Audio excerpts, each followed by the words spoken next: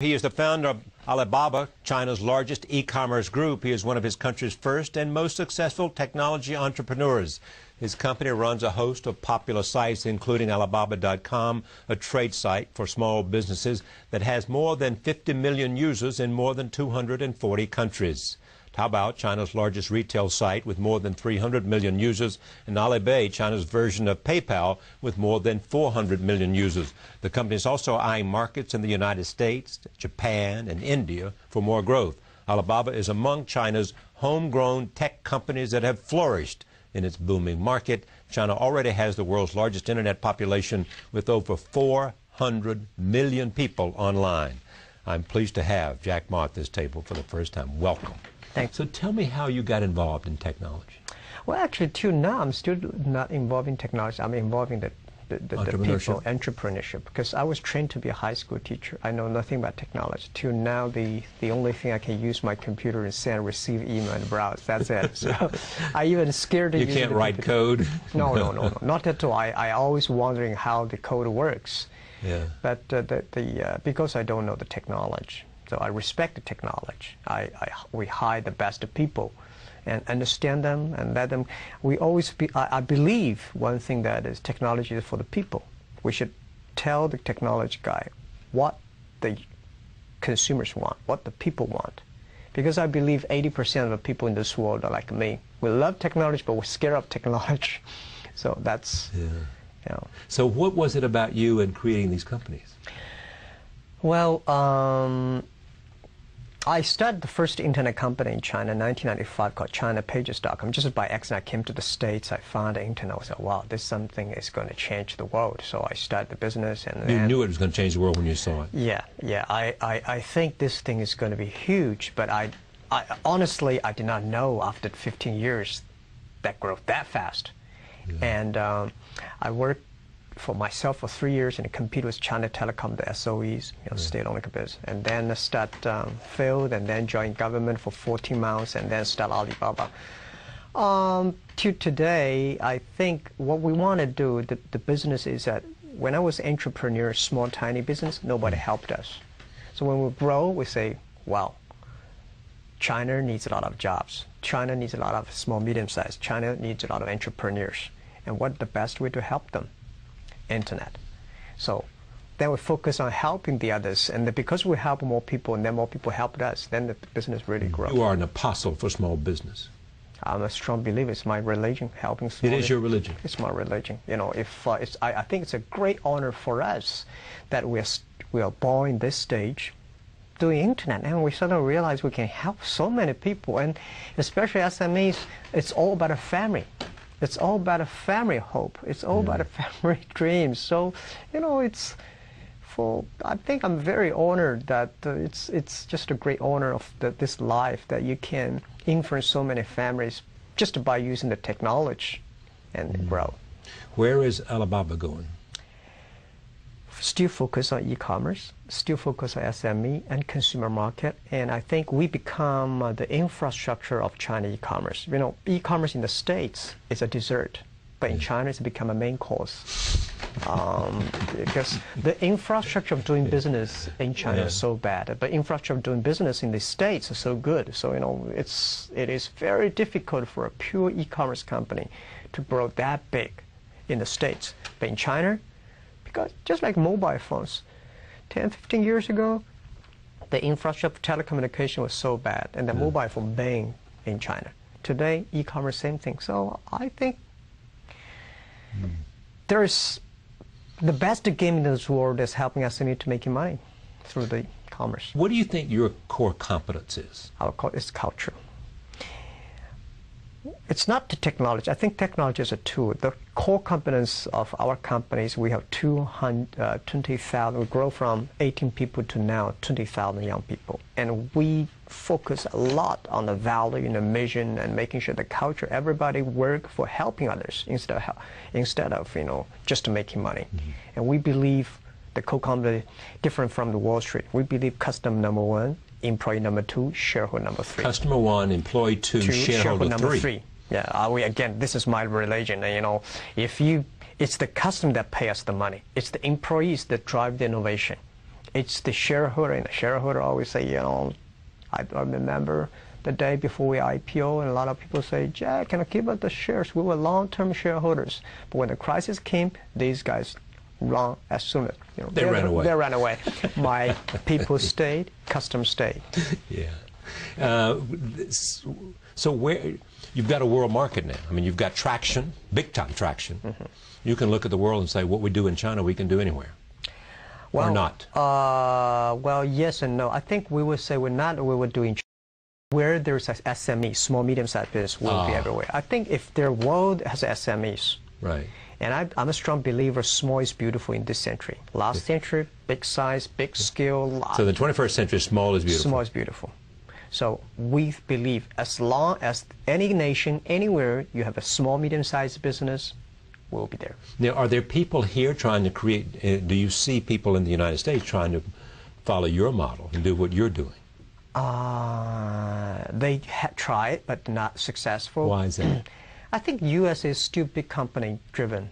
10 years ago, the e-commerce in the Western part is focused on big company, focus on buyers, focusing on cut the cost. Right. But in China, we focus on small, medium-sized companies. We focus on supplies. And I think you don't have to teach the SME how to save the cost because they know better than you do. Yeah. We will help them to sell things. But USA, we have over 2 million registered users, small, medium-sized individual users in the States right now. And I don't know that this is an analogy or not, but Sam Walton at Walmart focused on small towns. He built Walmart by serving people in small towns, not by coming to Manhattan or Boston or Chicago or Los Angeles. I agree with that. I think I've seen people make a fortune by catching shrimps, but I've never seen people make a fortune by catching sharks and whales. Right? That is, it's like Forrest Gump told me, right? Shrimp this or shrimp that, and you have a simple dream and making sure people love it. That's exactly right. Yeah. So what are you going to, now that you have a very, very prosperous business, enormous wealth, fame, what is it you want to do? I think the rest of my life is spend more time and the encourage entrepreneurship. I want to. It is your religion and your Bible. Yes, I want to help more SMEs and entrepreneurs and go back to school because I was trained to be a school teacher, and I've been doing business for 15 years, and I think most of the things I learned from schools not correct. I want to go back and share with my. What didn't you learn that you wish you had learned? In other words, what is that they're teaching us that's not correct, and what is correct that they're not teaching us? Well, the MBA schools, a lot of business schools, they teach a lot of skills on how to make money, how to run business. But I want to tell people that if you want to run business, you have to run the value first. To serve the others, help the others, that's the key. Because one thing we believe, if you think about making money, and this is US dollar, this is Japanese yen, we talk all about Hong Kong dollars. Nobody want to make friends with these people. You will never make money. Think about how can you help people. Create value for the others, and they will get the money. This is how we succeed in China, and this is why you call us, or you ask what's the core competence in our company. I try to make the 20,000 young people believe that. It's become religion of the company. The people say, Jack, your companies are crazy. How can you do that? But this is the way we run the business. And I think this is the way 21st century. The other thing is also focus on your own people. Quality, yeah. On the old people. I think say that what? The people, your own people. Yeah, because as I think that China, the best resource is not the coal, it's not the petrol, it's the human brains, 1.3 billion people. If we develop their brains, and that's got a lot of innovation. That's the best resources we could ever have. And I'm so honored, have so many young people. The average age of the company is 26 years old. Those great brains, that changed the world. And that the brains, the running computer. I hate computer running brains. We should make the human brains run the computers. The technology grows, maybe 500 and 600 years later, machine's going to kill people. Our job is to making sure that a human run the machine serve the people. Computers. Beyond the obsession with the small business and entrepreneurship and in the human brain, what is it about the way the world is going that encourages you or worries you? I think worries me is about greed. Really? Especially for this, one of the reasons why we have the financial crisis is the greed. When you put the money first, shareholder number one, everybody think about, nation think about the GDP, and the company think about the revenue, profit, and P, and IPO, and the people forgot what they're doing. We're coming here not to make money, come to this world not to make money, we're coming here to experience the life. So that really make me worried. And what make me feel excited, I think the young people, the people who born 1980s and 90s, and these people will find back the values because of the crisis. You really believe that? You think we'll have a return to values because of young people? Because the young people, future young people always better. My father was criticized by my grandfather, and my father criticized me, but my father did better job than my grandfather. I did better, and I believe my kids will do better job than us. Nobody can stop it. Mm-hmm. Now, you work all the time, or do you take time for some balance in your life? If you pause, the answer is you have no balance. Right. Yeah, that's right. Yeah. Yeah. So why is that? Because it's so exciting? Because the challenge is now? It's the only life you know? It makes you happy? What? I think because of the excitement, and because I really treasure and honor this opportunity in my life that I can do things. Because I think my father said, if you were born 30 years ago earlier, you would probably be in the prison because the idea you think is so dangerous. Yeah. But today, I think no. He said if you were born 30 years ago, you'd be in prison. Before the Cultural Revolution, I would be in prison. They would have gotten you. Yeah. The way you talk, the way you think is so ridiculous. Mm. But what are the ideas that excite you? Or is it just customers? Customers first. Yeah. Second is the last century, a company, if you want to grow, I believe you should find a good opportunity. But today, this world never lack opportunity. But today, if you want to be a great company, think about what social problem you can solve. It's not to catch the opportunity. It's about solving the social problems. Because company like Alibaba, we're growing so fast, it's very difficult for one opportunity that can make us last.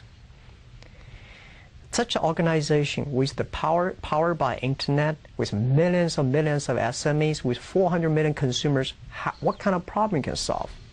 And I'm excited. Anything you mentioned about cloud computing and talking about the mobile things, anything that's happened in the USA is going to happen in China.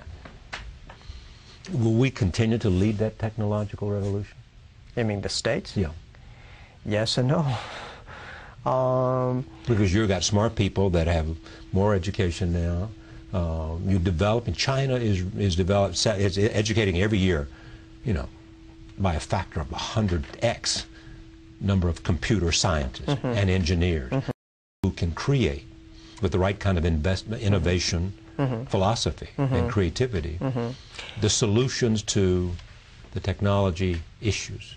Yeah, I think China, the U.S. does not have to worry about in 10, 20 years. I think USA technology will still take the leadership. Right. But a lot of things will shift to China not because China have more smart people. I think USA also has a lot of smart people. The very important China market is big, 1.3 billion people. The market drives the technology. If there's a demand, you will have a huge demand. You'll have the incentive. Yes. To create new solutions. Yes. Yes. New ways to solve people's problems. Exactly. Exactly. So I think U.S. should be optimistic that more open to China market, because 1.3 billion people is not China market, it's a global market.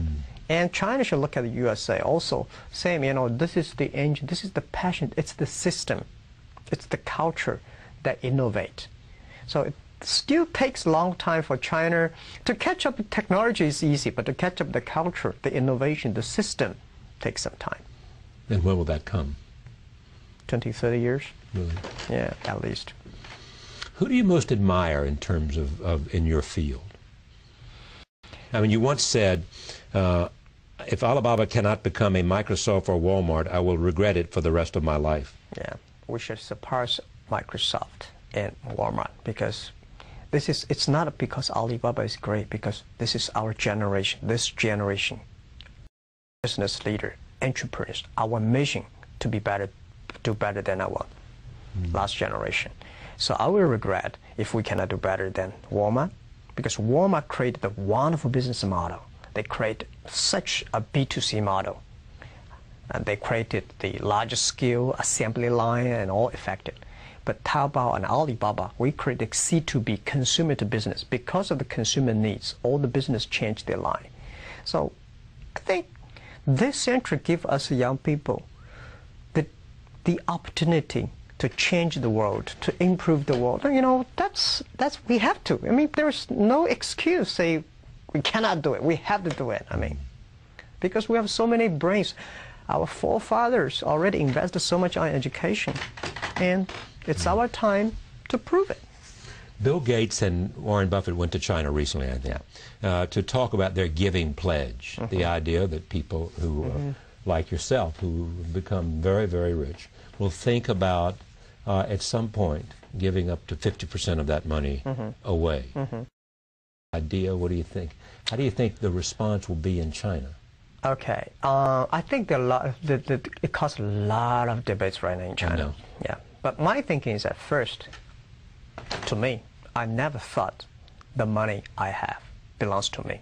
It belongs to the society. When you have a couple of million, you're a rich guy. When you have 10, 20 million, it's a capital. When you have over 100 million, that's the social resources. Right. That's the society give it to you. You guys run it for us. Guardian of it, yes. Yeah, so it's not my money. My personal, I don't think I can spend, I can sleep one bed, I can only 3 dinners. I mean, that's all, right? That's what exactly. You know, what money for? Yeah, exactly. And the second is that today what China needs. You're not going to be happy on a yacht in the Riviera. I think is 200 million jobs. We are a country lack of 200 million jobs. We've got 1.3 billion people, urbanization, and we need a lot of jobs. We need helping a lot of people to create jobs. So today, China, philanthropy and charity and whatever, I respect. But as people like us, we should use the resources. That's one of the money better. I think we can run the resources better than the government.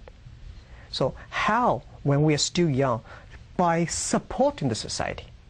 And I don't think I will regret when I'm 80 years old, 70 years old, instead of donate money.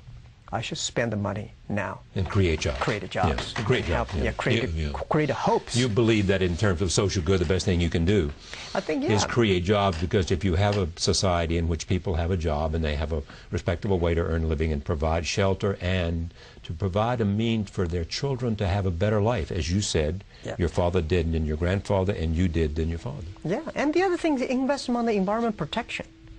That China, you know, I lost 2 great young people last year because of the cancer. They're only 20s. Right. Yeah, when I ask a lot of friends, do you have a friend or relative, anybody cancer? Everybody says, yes, I have a friend or relative. Environment, the water is polluted, the trees, the environment, you know, the whole thing.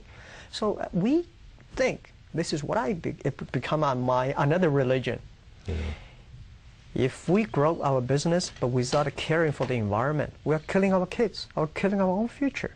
So this thing is more important today in China than just giving money to somebody and do the thing. So it's not 50%. Why not 90%? Why did you call the company Alibaba? I like the spelling. I like the vision. Alibaba, open sesame. I believe the internet is open sesame, and there's a password that to everybody that you can find great people, you can find great opportunities of business and improve people. That is open sesame story. I love the Alibaba. It saves me a lot of marketing dollars.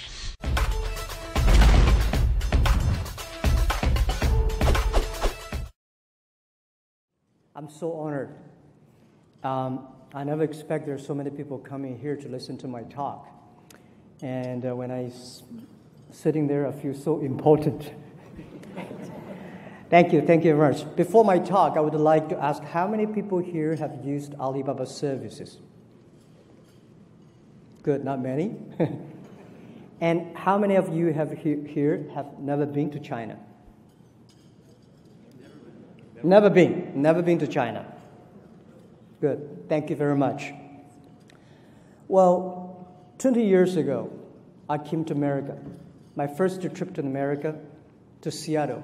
Before that, I learned so much about America.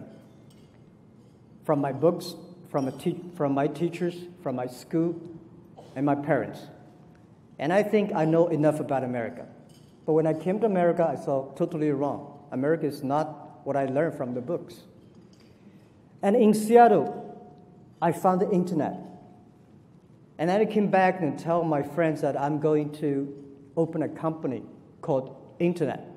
I invited 24 of my friends, had a 2-hour discussion.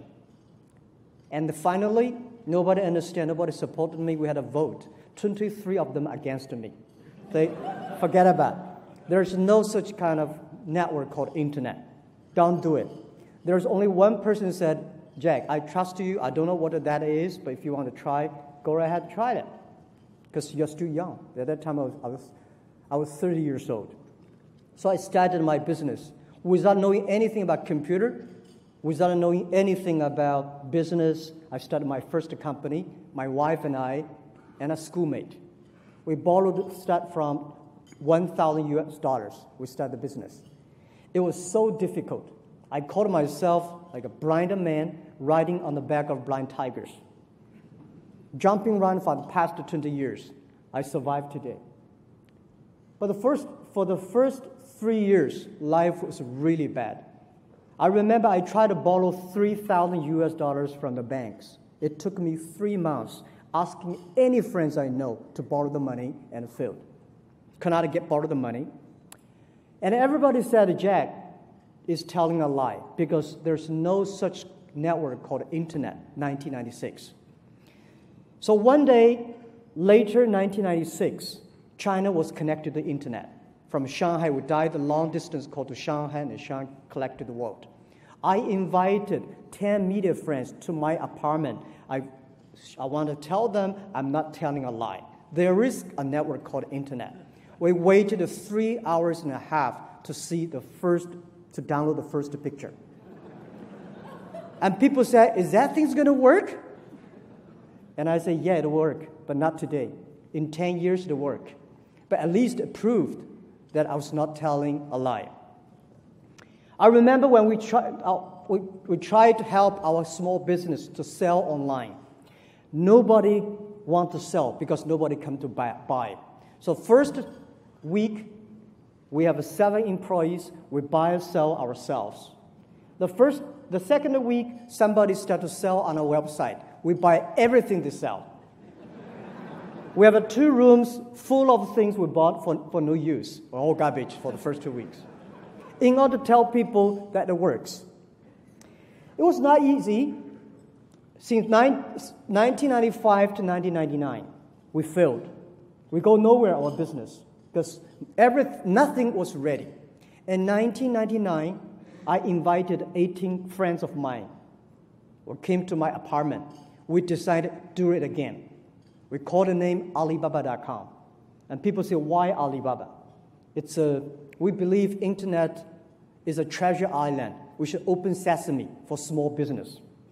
And we're using Alibaba because it's easy to spell, easy to remember. And we want to focus on helping small business. Because at that time, we see the Alibaba, Commerce One, the American e-commerce, they focus on helping big companies. They're focusing on helping big companies to save the cost. We believe China, we don't have a lot of big companies. We have so many small business. And small business, it's so difficult for them to survive. If we can using Internet as a technology to help small business, it will be fantastic. So we start saying, if America is good at helping big companies, just like America is good at making basketball, we should play ping pong in China. We should help the small guys. And we should not helping small guys to save cost, because small businesses know how to save the cost. but small business should learn how to make money. So our business is focusing, helping small business to make money online. And we want to make the company last for 102 years. And people are curious, why 102 years? Because Alibaba was born in 1999. Last century, we had 1 year. This century, 100 years. Next century, 1 year. 102 will cross 3 centuries. We give a clear goal to any employees. Don't say we are successful. No matter how much money we raised, no matter how much money we make, no matter how much we have achieved, don't forget, we want to live 102 years. Now, 16 years passed. We have another 86 years to go. Because in the next 86 years, if any time we die, we're never successful. When I heard this club is 108 years old, I was surprised and shocked. There's so much we can learn from that. Well, today, nobody believed that Alibaba could survive because people say you are free, you're tiny, and especially when we IPO'd, people say, oh, you are Alibaba, you are e-commerce, you're like Amazon. Because in American points of view, Amazon probably is the only business model for e-commerce. But no, we are different. The difference between us and Amazon is that we do not buy and sell, but we help small business to buy and sell. We have 10 million small business on our site, buy and sell every day. And we do not deliver our packages, though we have more than 2 million people help us to deliver over 30 million packages per day. We do not own warehouses, but we manage tens and thousands of warehouses for other small, medium-sized delivery companies. And we do not own inventories. But we do have more than 350 million buyers. We have more than 120 million buyers coming to shop every day on our site. And also, we sell, our revenue our sales last year was $390 billion. And this year, possibly, we are going to be bigger than Walmart globally. And Walmart managed that size of business have more than 2.3 million people. We grow from 18 people to today 34,000 people. And the difference between Amazon and us, the other is Amazon is a shopping center. You go there, you buy things you want exactly it looks like. But in Alibaba, people on the picture you see look like this. When you buy it, it's different. People feel surprised. Wow, it's different. And they love it. Because here, e-commerce is a commerce. In China, e-commerce is a lifestyle. Young people of a minimum, they're using e-commerce to exchange ideas, they communicate, they build up the trust, they build up the record. It's just like a Starbucks. You never go to Starbucks to test how wonderful coffee is. It's a lifestyle. And this is how internet e-commerce is changing China. And what we feel proud of is not how much things we sell. I said this year will be bigger than Walmart. Yes, we're proud. We know in 5 years we will sell $1 trillion.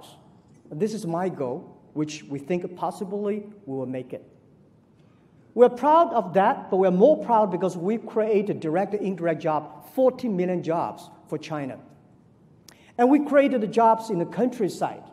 We created a lot of jobs for women. Over 51% of the power sellers on the internet are women. So we feel so proud of that. And people say, okay, now Alibaba that, what's your next? What's your future? Because you are everywhere. 80% of the buy and sell online are created by our company. Our future is that we have to focus on globalize our business. It's not only sell more things. We want to globalize the infrastructure of e-commerce. Why internet e-commerce grows so fast in China than in the USA?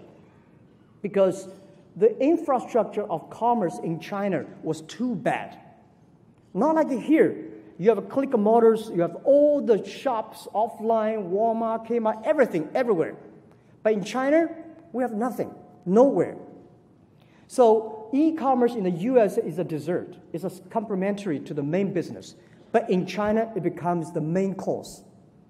We created the infrastructure. So we think if we globalize our infrastructure, the payment, the logistics center, the transparent platform all around the world, helping the small business around the world to sell everywhere, help the global consumers to buy everywhere. Our vision is in 10 years, we will help 2 billion consumers in the world to shop online. Anywhere in the world, you're shopping online, within 72 hours, you'll receive the products. And anywhere in China, you shop online, you will receive the products within 24 hours. And we think our globalization is still a focus on helping small business and helping them to do business in the most efficient ways. And we think that we will help another 10 million business on our e-commerce platform. We will empower them. We give them the traffic. We give them the payment system. We give them the logistics system so they can do business anywhere easily and quickly. And we will help. We will have 40% of our business outside China. Today, we only have 2% of our business outside China. So people keep on asking, now you're big, you raise that much money, what's your plan in America? People say, well, are you going to come? When are you going to come to invade America? When are you going to compete with Amazon? When are you going to compete with eBay?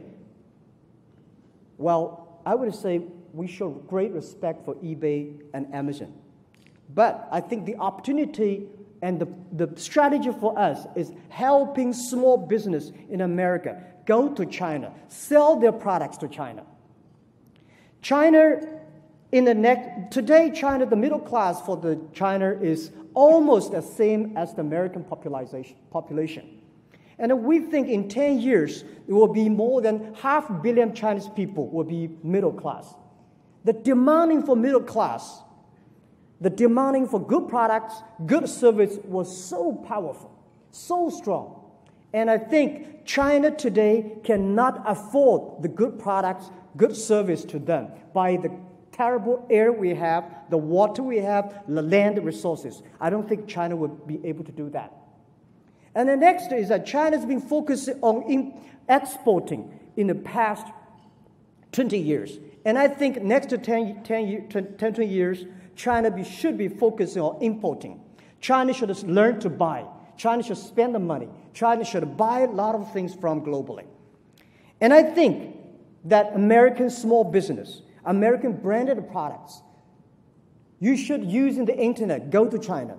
Past 20 years, big companies for America is already all over China. But it's the great opportunity for using the e-commerce for small business to go to America. In the past years, we have helped a lot of American farmers selling things to China. For example, the Seattle cherries.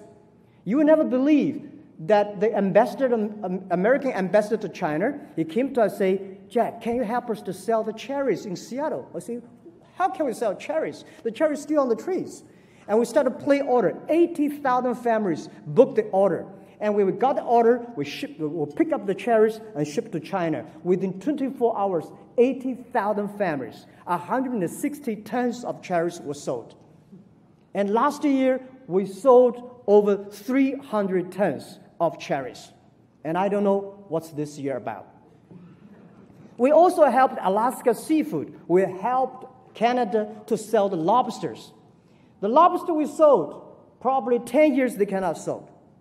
And we also have a lot of American branded companies like Nokia, Estelander, and companies using our site to sell. And Costco, the company, they sold 600 tons of nuts on our site for the first month, and for the first month they're using Alibaba, $6.5 million. So I think if we can help to sell lobsters, if we can help sell the cherries, why we cannot help these small, medium-sized companies to China using our system? So this is what I want. And also I want to take one day, for example, November 11, the Singles Day. We make that as a shopping day. Last year, for that day, we sold $9.7 billion. And for the first minute, shopping, we have 24 million people rushed in for the first minute. And this year, we guess the number was scary. So my purpose coming here that we need more American products to China. We have hungry 100 million people coming to buy every day. So this is why we come here. We not come here to compete. We come here to bring the small business. My vision is that in 10, 20 years, anywhere, you buy anywhere, sell anywhere. Philippine people can buy salmon, or Norwegian people can sell things to Argentina. Argentina can buy and sell to China. This is how the internet is going to change. And lastly, I want to say, we have changed to China. We feel proud of that. And we think that the power of change is so powerful. The first revolution of technology, we have the organization of business called a factory, and had First World War because of the strength of the arms and muscles. The second revolution, energy, we have the organization called companies, and have the Second World War. This time, internet, the data, and I think we have a new business called platform. And the Third World War is going to happen. And this war is not between nations. This war we work together against the disease, the poverty, the climate change. And I believe this is our future. The human being, the nation should unite together. Rely on the young people, using not the guns, using computers, using the data to solve the human problem, solve the society problems. And this is what I'm passionate about. It's not about the money, it's about the dreams. It's not only the technology changing the world, it's the dreams you believe that change the world. And we know the way is not easy. As I always told, in the past 20 years doing internet business in China, today is difficult, and tomorrow is much more difficult. But the day after tomorrow is beautiful. Most people die tomorrow evening if you don't work hard. Thank you very much.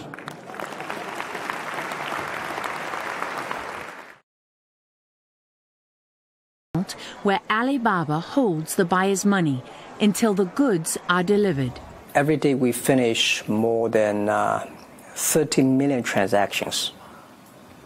And that means that you are buying things from somebody you have never seen. You are giving products to the person you have never met. And there are some guys you never know that he's going to take your products to that place, to that person. I want to tell the people that the trust is there. Because it's all about trust. It's all about the trust. Now anyone, rich or poor, with access to the internet and something to sell, can connect with hundreds of millions of potential customers on one of Ma's websites. Ordinary people in China, who never had a way to do business with each other before, today have a stake in the online world. That idea was revolutionary. It created millions of jobs and made Jackma a hero to millions of Chinese. This is your old stomping ground, right? Yep. We met Jackma in Hangzhou, an ancient city in southeastern China, famous for its beauty. This is where he grew up poor in the 1960s, during the chaos of Mao Zedong's Cultural Revolution, when the country was cut off from the West. Then in 1972, Richard Nixon came to his hometown. It was the first visit by a U.S. president to communist China, and the city became a mecca for foreign tourists. Through them, 12-year-old Jack got his first glimpse of a world beyond China. The name Jack was given by an American tourist. He told us how he taught himself English, walking up to foreigners and offering free tours in exchange for free lessons. Unlike many successful Chinese entrepreneurs, Jack Ma never studied in the U.S. He also had no status, money, or connections. The only other way to get ahead in China was education, and he failed the college entrance exam twice. My parents do not want me to take examinations again. Because they didn't want you to fail again. Yeah, they believe I will fail again. How did that affect you? That's a good question. Nobody asked me how that affected me. That really affected me a lot. I failed for the first time, and then I asked for looking for jobs. I went to interview jobs for about 10, 15 times. and all rejected by people. Why did everyone reject you? I was not the standard that normal people like. Because you were small? I was small. And skinny? Skinny, not handsome, and terrible. The way I talk, and they probably just don't like it. Ma made it into college on his third try and became an English teacher. With no computing or engineering background, he's an unlikely tech titan, but he says he was captivated by the internet from the moment he first saw it in 1995, when he came to the US as a translator. I never touched keyboard before. I never using computer before, and I say, what is internet? He said, Jack, search whatever you want on the internet. I said, how can I search? What does search mean? He said, just the type. I said, I don't want to type. Computer is so expensive in China, I don't want to destroy it. He said, it's not a bomb, just a type. So I typed the first word called beer. At that time, very slow. Come out the American beer, Japan beer, and the German beer, but no China beer. So I was curious and I typed China. No China, no data. Came back to Hangzhou with $1 in my pocket, scared, worried, and I came back and I said I want to do something called internet. His first two ventures failed. 4 years later, he convinced some friends and former students, most of whom had never used the internet, to invest in him and his vision for Alibaba. With just over $50,000 in seed money, the company was born. Today, it's valued at $231 billion and is headquartered in Hangzhou on a sprawling state-of-the-art campus that rivals any in Silicon Valley. Ma's personal fortune makes him the richest man in China and one of the most influential. It's impossible to run a business on Alibaba's scale without official blessing. You were quoted saying, when you have millions of small companies using your site and billions of dollars in transactions every day, the government cares. Yeah. So what do they care about? They care that I can stabilize the country. I told the government, if people have no jobs, you are in trouble. Government will be in trouble. My job is to help more people have jobs. So usually when people succeed in China, they either have connections, political connections, or they come from a wealthy family. You had neither. No. And you've done this without interference from the government? Well, I never got 1 cent from government. I never get 1 cent from China banks. So I'm very independent. That was true when Alibaba began, and most of its capital still comes from abroad. But more recently, some of its smaller investors have included institutions with ties to China's ruling elite. Alibaba has also benefited from Chinese government policies that make it difficult for foreign competitors to operate there. Ma explained how he walks a fine line with Beijing. I have a very strict talk to my team. So never, ever do business with government. Love them, don't marry them. So we never do projects for government. If they come to us and say, Jack, can you help with this? Good, I will introduce friends to you who are interested in doing that. Or if you want me to do it, I do it free for you. Just next time don't come to me again. So because of that, we keep very good love relationship with the government. When we pressed Ma, he acknowledged there are times he has to bow to Chinese authorities, though he was surprisingly frank about a subject that's also sensitive among U.S. internet companies, including Google, Facebook, and Yahoo. You gather more information on Chinese citizens than anyone else in the country. You mean me? Yes. Yeah. So when the Chinese government comes knocking on your door asking for that information, how do you handle that? What do you do?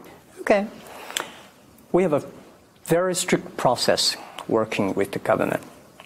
If they want to do it, it's related with the national security, we work together. Any country, any citizen, anywhere, you have to work. I believe Google has to do. If it's the national security of the USA, Facebook has to do it, Alibaba will definitely have to do it. What worries some investors is the possibility that China could take control of the company and all of its assets at any time.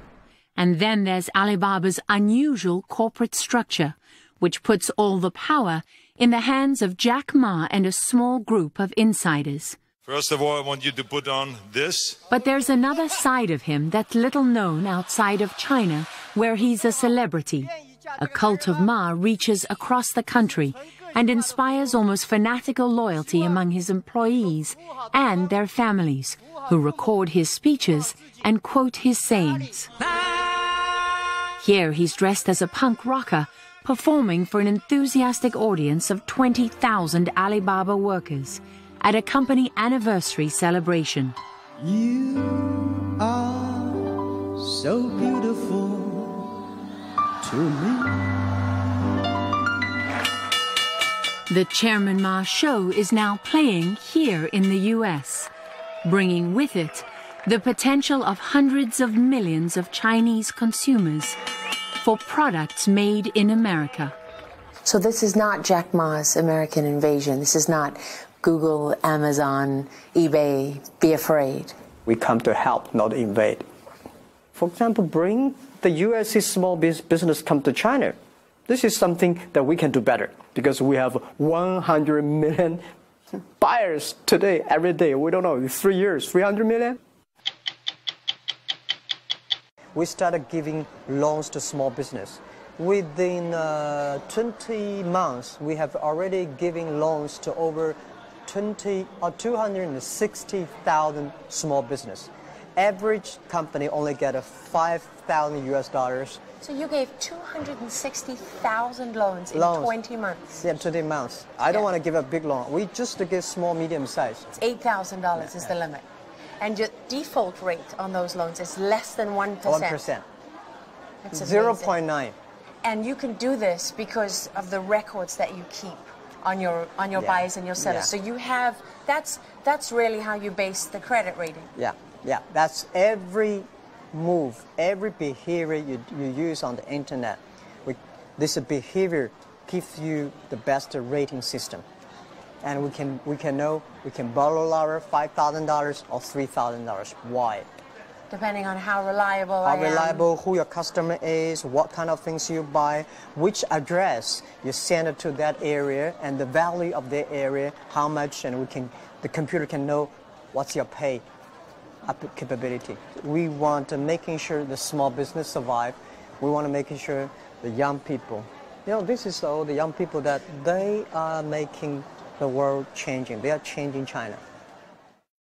Alipay actually is a very unique business model. It's a service that because the buyers does not trust the sellers, and the sellers does not trust the buyers. So we build up escrow services. The buyer wire the money to Alipay, and we will inform the sellers, we receive the money, please send the products. So the buyers see the product. If they're happy, we wire the money. Not happy, return the money, return the products. So when I started 80 years ago, everybody say, Jack, this is the most stupid model we've ever seen. Nobody would use it. And I say, I don't care whether this model is scientific, whether it's fancy looking or not. As long as it works, it helps build up the trust. Today, we have more than 900 million registered accounts. On Alipay? Alipay. Almost every young people on the street, you see people using Alipay. Is counterfeiting and fake goods, is that one of the biggest problems that you have to deal with? One of the biggest threats to what you do? Yeah, this is the cancer of our business. If you don't control it, it's going to everywhere. And they lose trust? They lose trust of our side. And every day if you hear people about intellectual problems and problems, you got angry.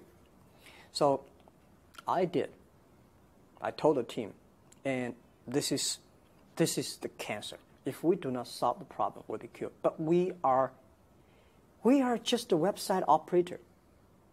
Laura, if you sell fake products on the site, we find out and say, what can we do? We cannot arrest you. We cannot put you in the prison. What we can do is close your shops. 2 years ago, we have a big problem. A lot of people came to demonstrate in front of our office. They burned my pictures. They put my me in coffin and had a big demonstration in Hong Kong, but we are just a company. We don't have a police, we don't have a military, we don't have a prison, we don't have a judge. Are you happy with where you are now, or is it still too easy to get fake products off? We are making progress. We are the doctors that are helping to cure the cancer. But the cancer is so aggressive. If you kill the doctor, the cancer is still there. You buy one fake product, you are angry. But for us, it's all our business. It's everything. It's everything. So 60 Minutes Overtime. Our story is about Jack Ma, who's the founder of Alibaba, which just made history with the biggest public offering of its stock, and Wall Street had never seen anything quite like it. By now, you've probably heard of Alibaba, the Chinese internet giant that's able to reach millions upon millions of previously unreachable Chinese consumers. We were fortunate at 60 Minutes to actually spend more time with Jack Ma. Yeah, thank you for coming. He said than any other journalist ever. Hi, Howard. How are you? I'm Howard Rosenberg, producer for 60 Minutes. My team laugh at me because I love to tell everyone that his longest interview before he sat down with us was 12 minutes with The Economist. And he sat down with me in interviews for 8 hours. Cheers. Yeah. People always ask me, Jack, Jesus, how could you make this company for 14 years that quick? We worked damn hard in 14 years. After spending time with Jack Ma, do you think there's a difference between the American dream and the Chinese dream? What is the American dream, really? It's freedom. It's the freedom to be something and be someone and make something of your life beyond the circumstances into which you're born. And in China, as Jack Ma very eloquently says, you know, if you didn't have someone who was politically connected, or you didn't have money, or you weren't born into that, you had no hope. There was no point in dreaming because there was no dream. He's rich now, but he wasn't born into it. Part of the legend of Jack Ma is that he was malnourished as a child because his family was so poor. So you look at somebody like that, you know, he literally holds his own with the ruling elite in China. 15 years ago, 18 founders in my apartment had a dream. He is proof that in a communist society, an entrepreneur can succeed. It's a pretty remarkable concept when you even think about it.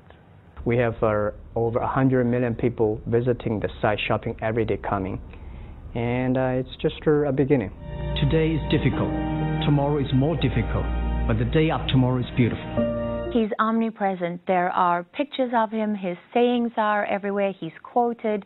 They have him running on, on screens, television screens in the airports.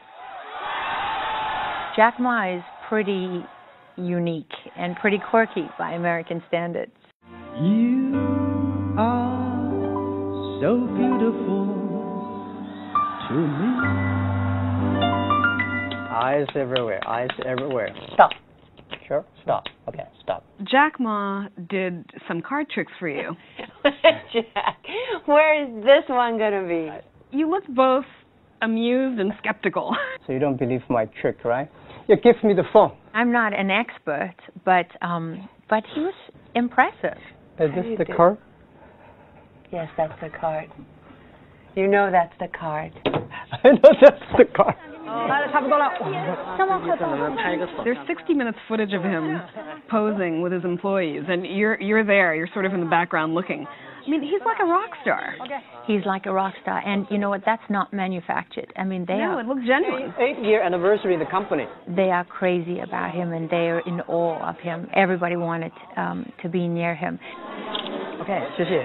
Bye-bye. He has a curious way of making his employees happy. The mass weddings. He does, and we're looking at the footage, and we're talking about it as a team, and what is he doing, and why is he doing this?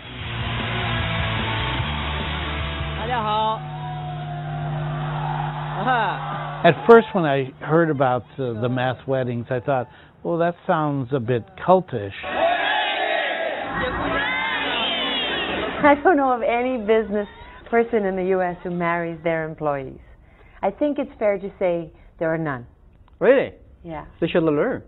They should learn? Yeah, they should learn, and they should make their employees happy. If they want to do it, let's do it for them.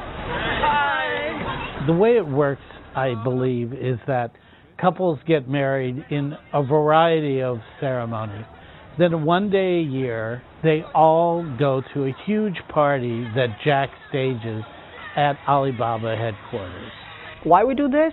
Yeah. 10 years ago, because the SARS, bird flu, all the employees in the company was quarantined. And I was locked in the room for 10 days. But when I left the room, I said to myself, life is so short, so beautiful. Don't be so serious about the work. Enjoy the lives.